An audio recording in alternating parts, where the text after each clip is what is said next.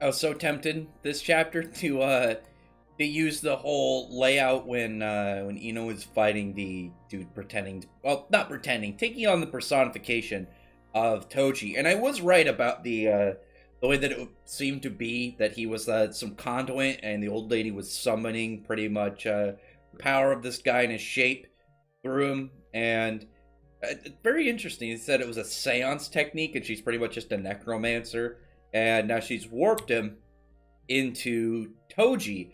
And when Ino is like getting ready to use his one of his powers, he gets his hood like ripped off, and we know he has to have his face covered to use his powers, and just starts wailing on him, just starts throwing punches all over the place. And I'm wondering to what extent he has Toji's power, because there's no way it's 100%. If it's 100%, if he's just straight has the strength and skill that Toji has, like to his utmost, this guy's dead. Then there's no way that this Ina dude is gonna win. Like Toji was a fucking beast. That dude was a monster, and if you put him in here, he's gonna pretty much thrash practically every single person in this whole arc. I mean, really, there's only a couple characters around that would be able to like beat him, and this Ino dude is not one of them. He definitely seems to have a lot of potential. His power's pretty cool, but he's obviously not to the skill level that Toji is. Not even close.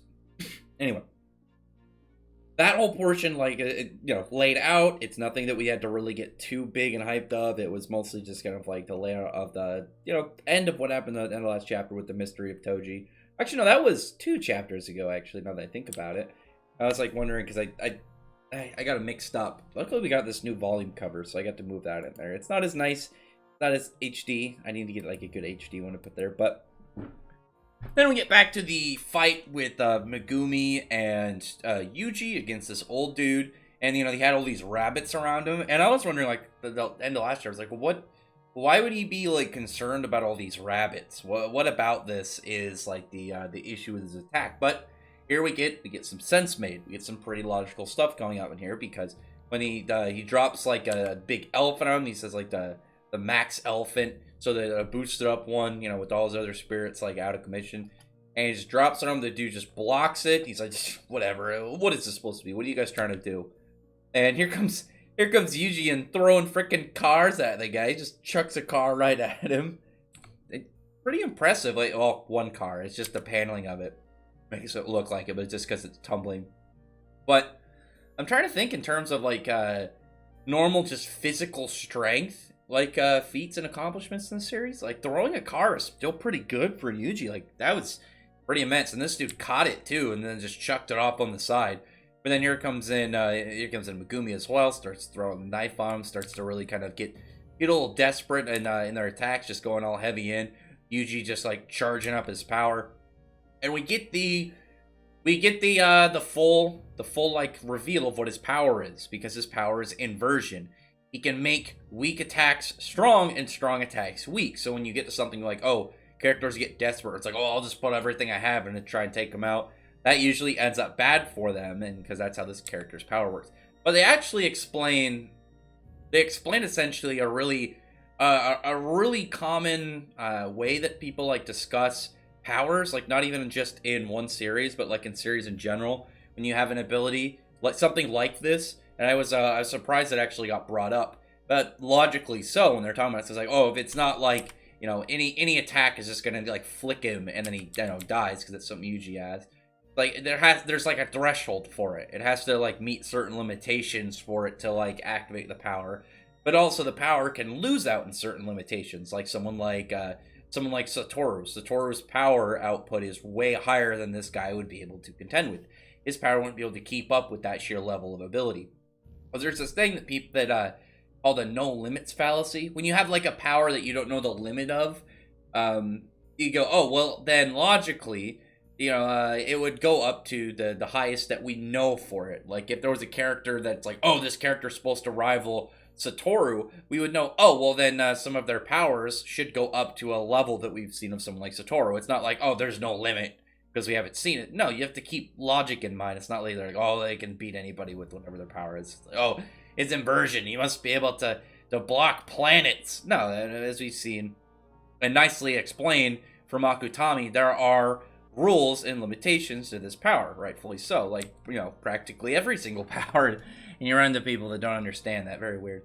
But then they start like going in trying to throw in attacks, but it was all just a bluff. You had Megumi have one of like his Shikigami have this big frog shoot its tongue right in this guy's side, so it doesn't end up meeting that threshold. And while he's using his power, it ends up hurting him. It just kind of like smashes into his body. He's like he's starting to bleed, and then Yuji comes in to deliver the big finishing blow. He comes in, dodges the guy's attack, and then like brings his fist in, but then waits, catches his attack, and then pretty much adjusts himself in the middle of it to like alter the power to mess with it, his the dude's inverse ability. Brings it in and throws an attack and takes him out. I'm wondering entirely if this guy is gonna, if he's done or if he could get up. Because there's one thing he hasn't done that if he has it, he could drop. That's an area expansion.